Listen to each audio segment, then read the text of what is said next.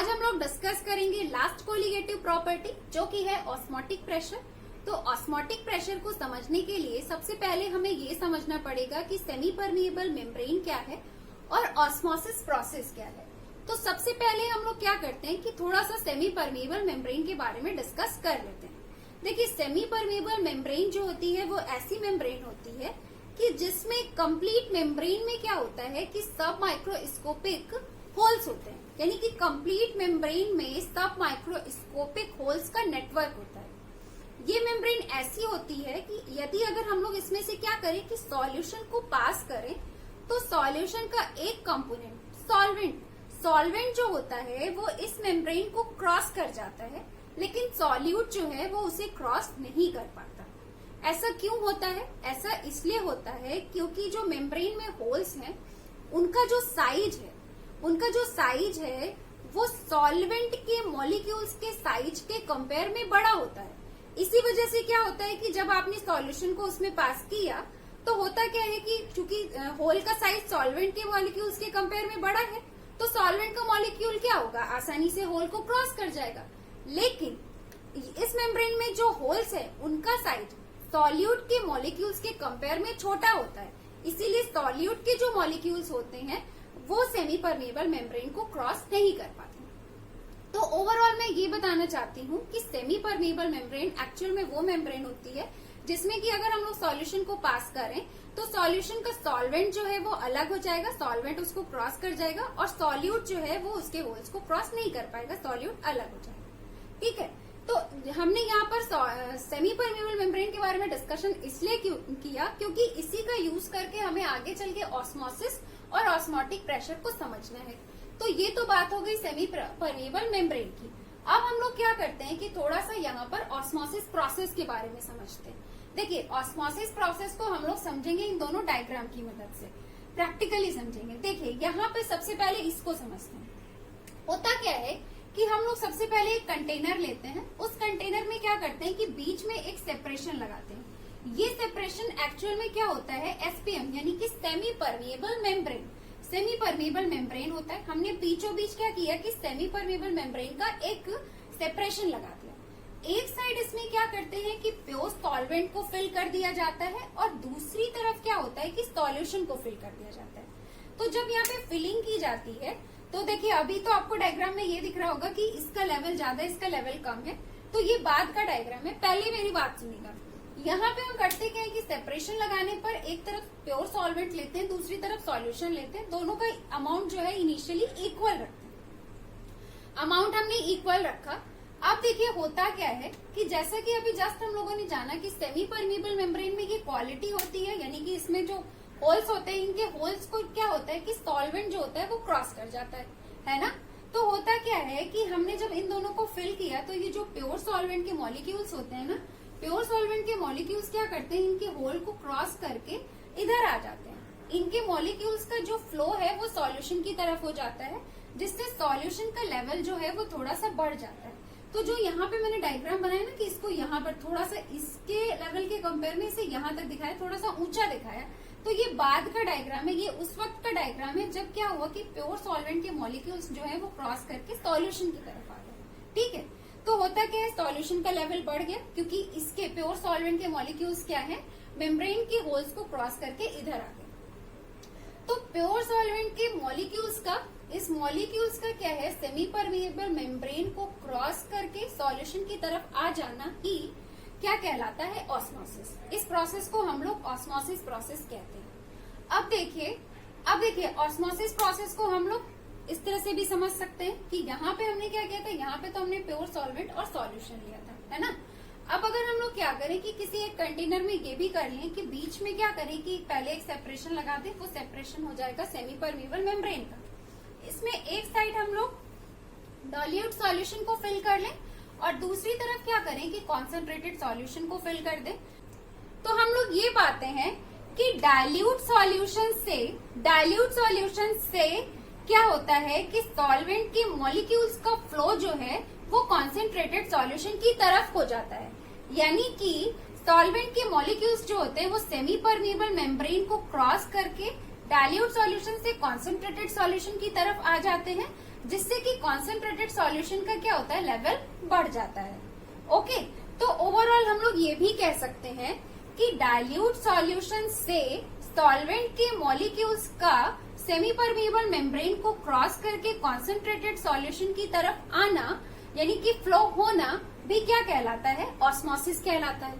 अब देखिए, अब क्या हो रहा होगा कि आपके माइंड में एक क्वेश्चन अराइज हो रहा होगा कि जैसा कि हमें पता है कि सेमी परमिएबल मेम्ब्रेन को सॉल्वेंट के मॉलिक्यूल्स क्रॉस कर सकते हैं, तो हम यहाँ पे ये देख रहे थे, अगर हम इसकी बात करें तो हम लोग यहाँ पे ये देख रहे थे कि सॉल्वेंट के मॉलिक्यूल्स जो हैं वो इधर से इधर की तरफ जा रहे हैं, प्योर सॉल्वेंट से सॉल्यूशन की तरफ जा रहे हैं। लेकिन हमें ये भी तो पता है कि सॉल्यूशन भी तो दो चीजों से मिलकर के बना होता है ना, सॉल्यूट और सॉल्वेंट। तो सॉल्वेंट तो इधर भी है, तो क्या ऐसा नहीं हो सकता कि इधर के सॉल्वेंट के मॉलिक्यूल्स भी उधर जाएं? ऐसा भी तो हो सकता है ना।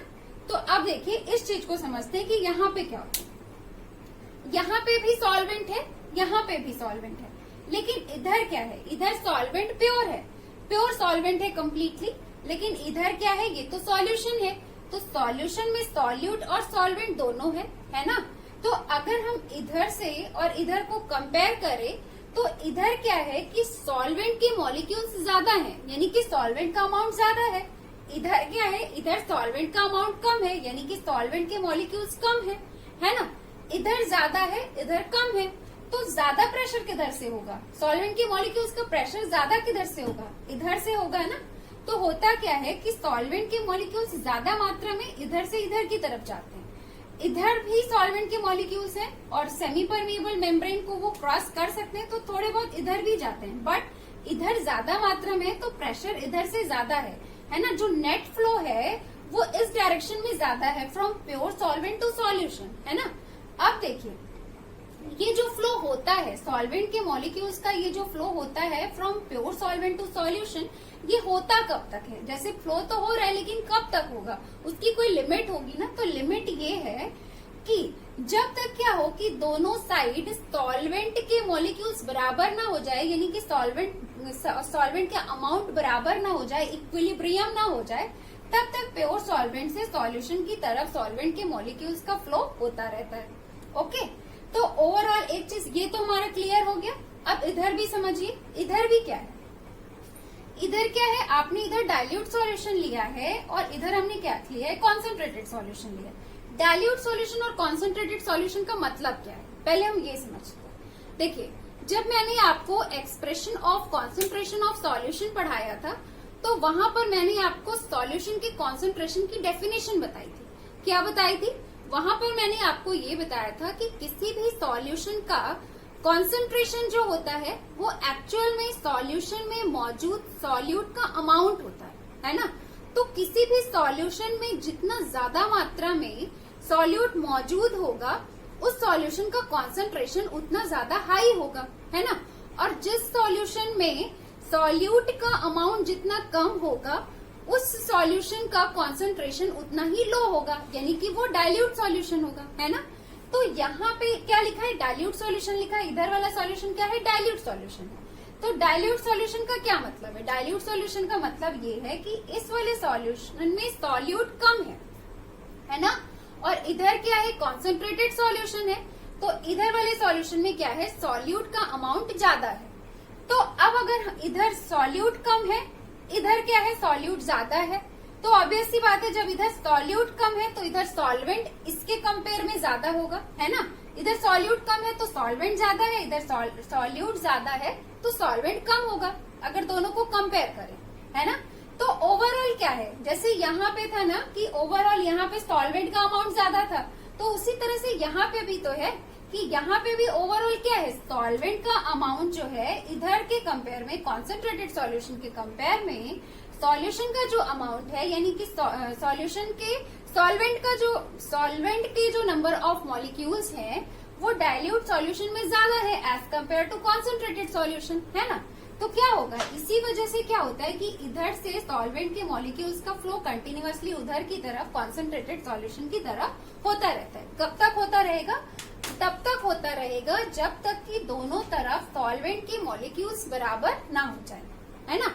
तो ओवरऑल जो मैंने आपको यहाँ पे जो पूरी बात समझाई ऑस्मोसिस प्रोसेस से रिलेटेड, वो मैंने यहाँ पर मेंशन कर भी दिया है कि एक्चुअल में ऑस्मोसिस प्रोसेस जो होती है वो एक स्पॉन्टेनियस प्रोसेस है। ओके, तो ओवरऑल हम लोग इसे कैसे डिफाइन कर सकते हैं, इस तरह से कर सकते हैं कि the spontaneous flow of the solvent through a semi permeable membrane from a pure solvent to solution और from a dilute solution to concentrated solution is called osmosis, है ना।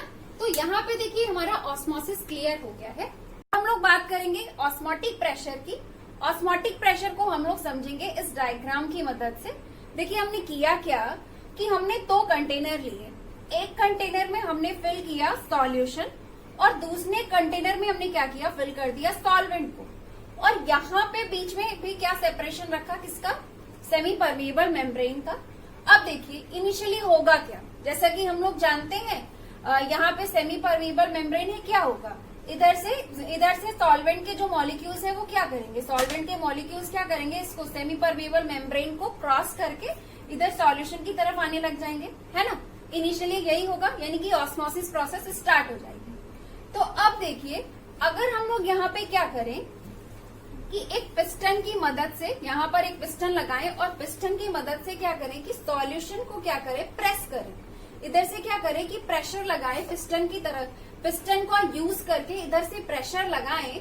तो होता क्या है कि प्रेशर को लगाने की वजह से ऑस्मोसिस प्रोसेस जो होती है वो रुक जाती है, यानी कि सॉल्वेंट के जो मॉलिक्यूल्स का फ्लो है वो आपका इधर से, जो सॉल्वेंट के मॉलिक्यूल्स का जो फ्लो है फ्रॉम सॉल्वेंट टू सॉल्यूशन, वो फ्लो जो होता है वो रुक जाता है, ऑस्मोसिस प्रोसेस रुक जाती है। तो ऑस्मोसिस प्रोसेस को रोकने के लिए जिस प्रेशर का यूज किया जाता है, जितने प्रेशर का यूज किया जाता है, उसी प्रेशर को हम लोग बोलते हैं ऑस्मोटिक प्रेशर। यानी कि अगर हमें ऑस्मोटिक प्रेशर को एक्सप्लेन करना हो तो हम लोग ये कह सकते हैं कि ऑस्मोटिक प्रेशर एक्चुअल में वो प्रेशर होता है जो कि ऑस्मोसिस प्रोसेस को स्टॉप कर देता है, यानी कि सॉल्वेंट के मॉलिक्यूल्स का सेमी परमिएबल मेम्ब्रेन को क्रॉस करके सॉल्यूशन की तरफ आने की प्रोसेस को, यानी कि इस फ्लो की प्रोसेस को स्टॉप कर देता है। ओके, तो जो कुछ भी मैंने आपको समझाया ऑस्मोटिक प्रेशर से रिलेटेड, वहां पे मैंने ये मेंशन भी कर दिया है कि ऑस्मोटिक प्रेशर में be defined as the external pressure which should be applied to the solution in order to stop the phenomena of osmosis, that is to stop the flow of solvent into the solution when the two are separated by a semi permeable membrane. Okay, तो यहाँ पर हमारा क्या complete हो गया, osmotic pressure complete हो गया। अब हम लोग ऑस्मोटिक प्रेशर मेथड का यूज करके सॉल्यूट के मॉलिक्यूलर मास की कैलकुलेशन के लिए फॉर्मूला डिराइव करेंगे। देखिए मैं आपको ये बताना चाहती हूँ कि एक्सपेरिमेंटली ये पाया गया है कि किसी दिए गए टेम्परेचर पर, किसी पर्टिकुलर टेम्परेचर पर डाइल्यूट सॉल्यूशन के लिए जो ऑस्मोटिक प्रेशर होता है डायरेक्टली प्रोपोर्शनल होता है मोलारिटी ऑफ द सॉल्यूशन के। यानी कि अगर हम लोग ऑस्मोटिक प्रेशर के फॉर्मूले को लिखें जो कि एक्सपेरिमेंटली है, तो क्या हो जाएगा, pi is equal to CRT, है ना। अब यहाँ पे देखिए पाई यहाँ पे क्या है, पाई यहाँ पे होता है ऑस्मोटिक प्रेशर, C आपका क्या है, मोलारिटी, R यहाँ पे क्या है, गैस कांस्टेंट, और T यहाँ पे क्या है, टेम्परेचर। अब देखिए यहाँ पे हम लोग क्या करेंगे, मोलारिटी को और डिस्क्राइब करेंगे। मोलारिटी के बारे में अगर हम लोग बात करें तो हमें पहले से पता है मोलारिटी क्या होती है। मोलारिटी का मतलब होता है कि किसी सॉल्यूशन के 1 लीटर वॉल्यूम में, किसी सॉल्यूशन के 1 लीटर वॉल्यूम में सॉल्यूट के जितने नंबर ऑफ मोल्स डिसॉल्व होते हैं, सॉल्यूट के उन्हीं डिसॉल्व नंबर ऑफ मोल्स को उस सॉल्यूशन की मोलारिटी कहते हैं, है ना। ये हम लोग पढ़ चुके हैं। तो मोलारिटी का फॉर्मूला क्या हो जाएगा, मोलारिटी का फॉर्मूला क्या हो जाएगा, C is equal to N2/V। N2 यहाँ पर क्या है, N2 यहाँ पे है हमारा number of moles of solute, है ना। और V क्या है, V यहाँ पे हो जाएगा volume of the solution in litre, है ना, अकॉर्डिंग टू द डेफिनेशन, जैसा कि मैंने आपको यहाँ पर बताया। अब देखिए, अब अगर हम लोग N2 की बात करें, यानी कि number of moles of solute की बात करें, तो number of moles of solute is equal to क्या होता है, हमें पहले से पता है, हमें यही पता है कि solute number of moles of solute is equal to होता है mass of the solute upon molecular mass of the solute, है ना। तो N2 इज इक्वल टू क्या हो जाएगा, N2 इज इक्वल टू हो जाएगा W2 अपॉन M2, है ना। W2 यहाँ पे हमारा क्या है, mass of the solute, and M2 क्या है, molecular mass of the solute, है ना। अब देखिए हमने क्या किया कि इसे हमने मान लिया कि ये हमारा इक्वेशन बी है, और यहाँ पे जो हमारे पास मोलैरिटी का जो फॉर्मूला है हमने इसे मान लिया इक्वेशन ए है, ठीक है। अब हमने क्या किया कि N2 की वैल्यू को यहाँ पर पुट कर दिया, है ना। तो from equation A and B से क्या हो जाएगा, C इज इक्वल टू क्या हो जाएगा, N2 की जगह पर हमने क्या रख दिया यहाँ पे W2 अपॉन M2, है ना, और क्या है फिर V हो गया, है ना। तो अब यहाँ पे हमें क्या है कि मोलैरिटी का एक नया फॉर्मूला मिल गया। अब हमने क्या किया कि इस फॉर्मूले को यानी कि मोलैरिटी की इस वैल्यू को C को पुट कर दिया यहाँ पर ऑस्मोटिक प्रेशर वाले फॉर्मूले में, इक्वेशन नंबर 1 में। तो अब देखिए क्या हो जाएगा, pi is equal to C की जगह पर क्या हो जाएगा W2 upon M2 into V, है ना, और क्या बचा यहाँ पर R इंटू T। तो इस तरह से हमें पाई का फॉर्मूला मिल गया, यानी कि ऑस्मोटिक प्रेशर का फॉर्मूला मिल गया। तो अब हम लोग चाहें तो इस फॉर्मूले का यूज करके M2 को आसानी से कैलकुलेट कर सकते हैं। M2 का मतलब molecular mass of the solute को हम लोग आसानी से इस फॉर्मूले का यूज करके कैलकुलेट कर सकते हैं। अब देखिए, अब मैं आपको यहाँ पर एक नोट पॉइंट बताना चाहती हूँ कोलिगेटिव प्रॉपर्टी से रिलेटेड। देखिए यहाँ पे क्या है, हमारी चौथी कोलिगेटिव प्रॉपर्टी भी कंप्लीट हो गई है ना। अब हर कोलिगेटिव प्रॉपर्टी में हम लोगों ने क्या किया कि लास्ट में फॉर्मूला डिराइव किया। किसके लिए डिराइव किया, for the calculation of the molecular mass of the solute, है ना। तो मैं आपको ये बताना चाहती हूँ कि इन सारे चार जो टोटल हमारे पास 4 मेथड्स हैं, टोटल 4 मेथड्स हैं, उसमें सबसे ज्यादा यूजफुल मेथड जो है हमारे पास वो है ऑस्मोटिक प्रेशर मेथड। अब आप कहेंगे कि ऐसा क्यों, देखिए ऐसा ये इसलिए है क्योंकि होता क्या है कि जो बायोलॉजिकल मॉलिक्यूल्स होते हैं, बायोलॉजिकल मॉलिक्यूल्स जो होते हैं वो हायर टेम्परेचर पर एग्जिस्ट नहीं करते। तो उनके मॉलिक्यूलर मास के कैलकुलेशन के लिए हमें ये नीड होती है कि हम उसको रूम टेम्परेचर पर करें। उनके मॉलिक्यूलर मास का कैलकुलेशन जो है हम रूम टेम्परेचर पर करें, है ना। तो ये जो ऑस्मोटिक प्रेशर मेथड है इसे हम लोग आसानी से, मतलब ये पूरी प्रोसेस जो है हम लोग रूम टेम्परेचर पर कर सकते हैं। रूम टेम्परेचर पर हम लोग क्या कर सकते हैं, इस मेथड का यूज करके मॉलिक्यूलर मास का कैलकुलेशन कर सकते हैं। तो इसी वजह से ये जो ऑस्मोटिक प्रेशर मेथड होती है ये सबसे ज्यादा यूजफुल मेथड होती है as compare to other all colligative properties, ठीक है। तो यहाँ पे हमारा ये ऑस्मोटिक प्रेशर भी कंप्लीट हो गया है। अब हम लोग मिलेंगे नेक्स्ट लेक्चर में। Have a nice day, thank you so much.